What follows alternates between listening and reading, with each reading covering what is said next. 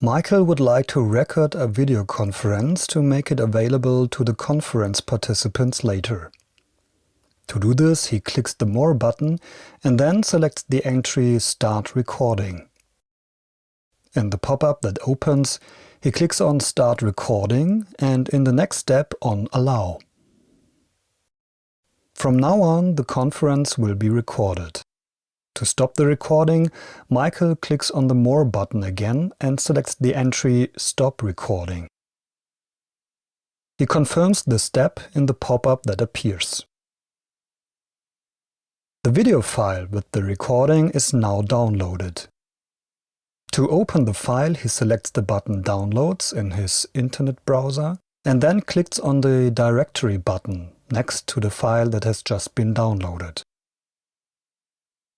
He can now see where the file has been downloaded to, open it by double-clicking and check the recording.